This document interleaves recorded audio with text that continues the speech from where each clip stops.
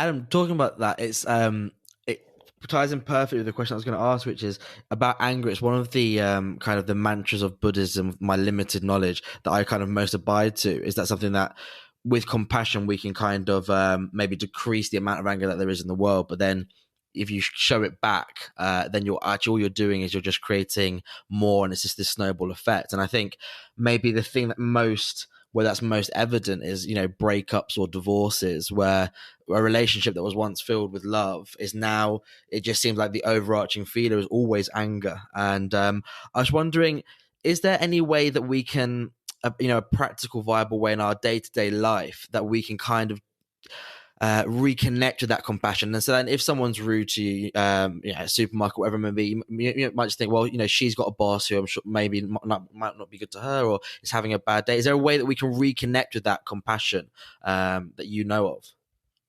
Yeah, well, I think the first thing, Seb, is to say is when we're talking about this Buddha nature that I was talking about, that basically is the essential nature of humanity. Our essential nature is peaceful. Our essential nature is compassion. Our essential nature is love and kindness and so forth. However, for most people, that isn't their normal experience of their mind and their normal experience of themselves.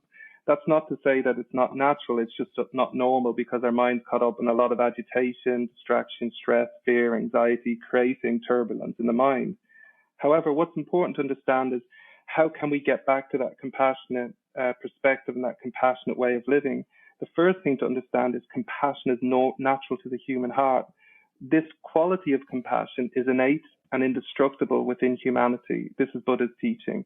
And so you can discover that through yourself by just simply allowing yourself to settle your mind, relax into that natural peace within your heart. And then notice that the more peaceful your mind is, a bit like Jim was saying, you'll start to feel like this sense of ordinary, limited sense of self-dissolve, but also you'll just start to feel more open to others.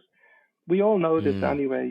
When are you at your most loving? It's when you're most relaxed. And when are you at your least loving and compassionate? It's when you're least relaxed, when your mind's out of balance.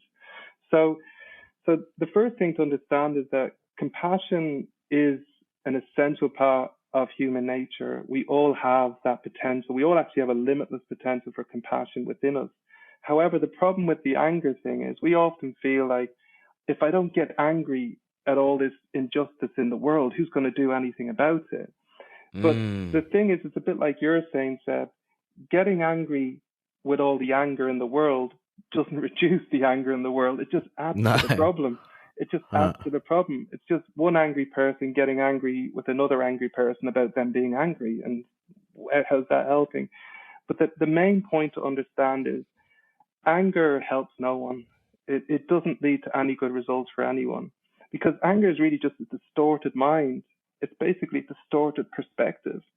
So, for example, when we're getting angry with our partner, at the time when we're angry, if you look at what we see is that person at that moment in time, just in that moment in time, they seem to be like the worst person in the world. And we even say that, you're the worst partner in the world. I can't believe I ever got together with you. Why are we still together? When you're angry, they seem like the worst person in the whole world. Of course, when the anger dissolves and settles down a bit, and you start to realize, oh, goodness. And then you say to them, I'm really sorry. I don't know what got into me. You're now perceiving them very different. You're perceiving them as someone that you love and so forth. And what's going on there is what happens with anger is we fixate on the faults of someone or something until we start to grasp at this idea in our mind that they are inherently from their side faulty, nothing to do with my angry mind. And then we start to feel like this person is faulty. And then what we do is we want to lash out in some way, either say something or just give them a look, because we feel that they're causing our pain. Now, the difference with compassion is compassion sees the same problems in the world as we see anytime. They see the same problems, but compassion is focused on reducing the suffering in the world. Anger is just a mind that wishes to harm. We want to do something or say something to harm someone. And this is where I think Buddhist psychology is just so precise. It's like, because we talk about anger as if it's a good thing, it's a virtuous thing to be angry, because then we can fight all the injustice in the world. But you want to be first clear as to what you're talking about when you're talking about anger, because anger is just a mind that sees someone or something as inherently faulty and wants to harm them. That's the mind of anger. Now, the mind of compassion sees the injustice in the world, But the mind of compassion is passionately focused on reducing suffering and its causes within the world, not adding to it. So it's not that you wouldn't challenge someone. It's not that you wouldn't challenge injustice. You would challenge it, especially if it's causing suffering to people. But you're challenging from that mind of compassion. So compassion is a much more balanced, peaceful, and positive mind, whereas anger is just an out of control, overwhelmed, suffering mind. And so it's moving from this angry response to the problems we see in the world to deciding the best way to really help reduce the suffering in the world is not getting angry about it. It's developing the compassion that wants to do something about it. Because anger is just saying, it's your fault, basically. That's what anger is saying. Do something about it. It's your fault. Compassion is saying, it's just suffering. Let's do something about it. Let's not just sit around and blame everyone else. Let's actually do something.